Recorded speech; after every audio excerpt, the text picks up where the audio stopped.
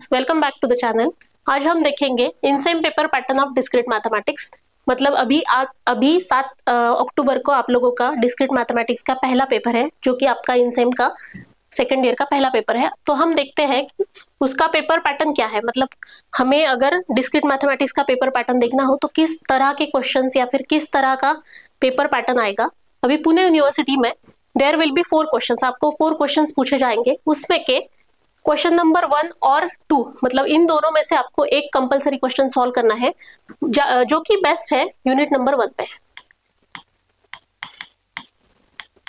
It means आपका जो पहला क्वेश्चन है, क्वेश्चन नंबर 1 और क्वेश्चन नंबर 2, जो कि आएगा टोटल 15 मार्क्स के लिए, क्योंकि इनसेम का पेपर आपका होगा 30 मार्क्स का। उसमें से पहले यूनिट को वेटेज है 15 मार्क्स, जो कि आपको क्वेश्चन 1 और क्वेश्चन 2 के रूप में पूछा जाएगा।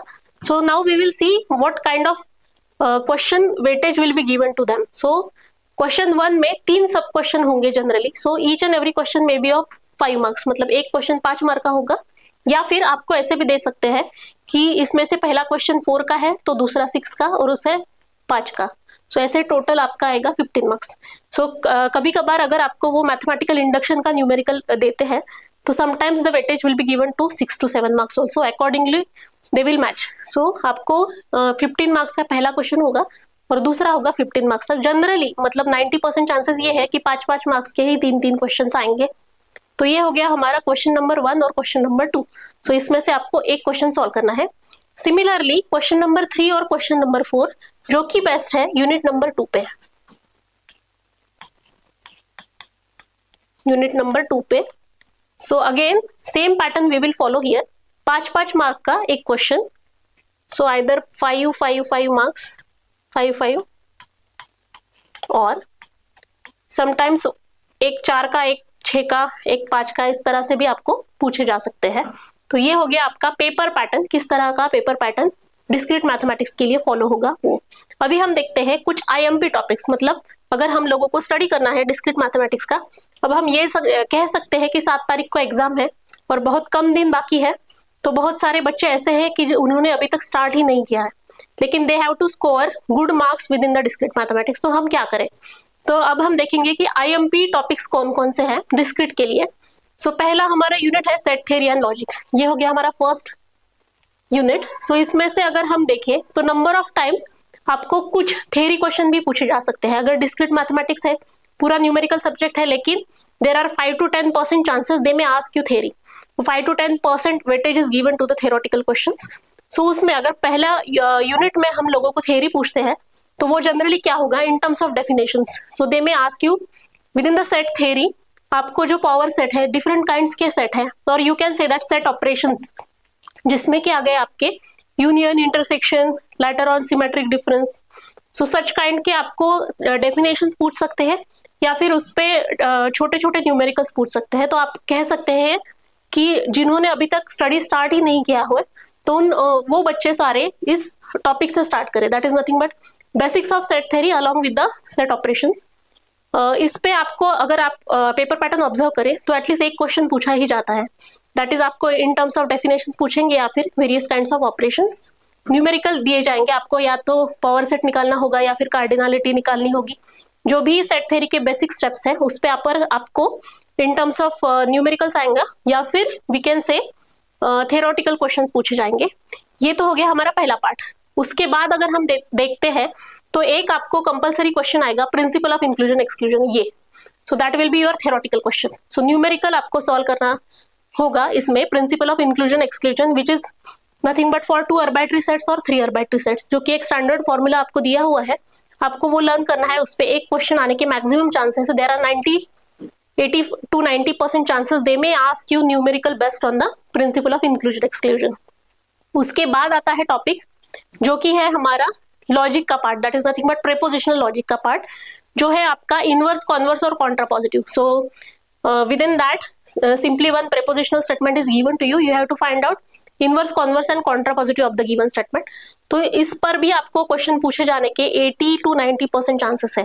दैट इज नथिंग बट अगर आपने लास्ट ईयर का इनसेम का पेपर देखा है और उसके पिछले साल का, इसका मतलब है कि अक्टूबर 22 और 23 का अगर आपने देखा है तो दोनों इसमें आपको इनवर्स कॉन्वर्स कॉन्ट्रा पॉजिटिव का एक एक न्यूमेरिकल पूछा गया है। अगर सिमिलर पैटर्न अभी भी फॉलो होता है तो दे may ask you one question depending on this one. ये बहुत ही इजी है, सिर्फ आपको 3 स्टेटमेंट्स है वो लर्न करने हैं जो कि आपके इजीली हो जाएंगे। You can consider this as a free marks, so that is nothing but simply you have to learn this 3 statements. वो बहुत ही इजी है, आप इजीली स्कोर कर सकते हो ये, अगर इस पे क्वेश्चन पूछा जाता है तो। उसके बाद आएगा mathematical induction, so that is nothing but ये हो गया आपका एक कंपलसरी क्वेश्चन। इसके आने के 95% चांसेस है, जो कि हो गया हमारा एक मैथमेटिकल इंडक्शन पे एक न्यूमेरिकल आएगा, that is nothing but show that kind of statements. Show that आपको एक न्यूमेरिकल एक्सप्रेशन दिया हुआ होगा और you have to prove that with the help of mathematical induction. तो आपको ये जनरली 5 और 6 मार्क्स के लिए आएगा। तो ऐसे भी चांसेस हो सकते हैं कि आपको फर्स्ट क्वेश्चन में भी एक क्वेश्चन आए और सेकंड में भी एक क्वेश्चन आए। अभी आप इसका वेटेज समझ सकते हो कि कितना आईएमपी टॉपिक है ये, that is nothing but what mathematical induction. So ये हो गया हमारा फर्स्ट यूनिट के बारे में। सो इसका मतलब जिन्होंने अभी तक स्टडी स्टार्ट ही नहीं किया है वो बच्चे क्या करें कि स्टार्टिंग सेट थ्योरी से करें।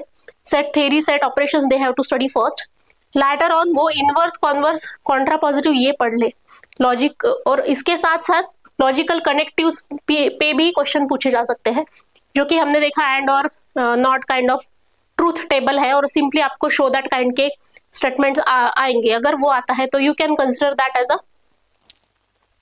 What can we say too much easier portion based on the logical connectives. मतलब आपको स्टेटमेंट दिए हुए होंगे और आपको सिंपली उसको कन्वर्ट करना है in terms of logical connectives. तो वो भी आपको क्वेश्चन पूछा जा सकता है, that is a part of preposition. You can consider this as a part of logic. Logic that is nothing but what prepositional logic. ये जो है आपका लॉजिक का पार्ट आ गया।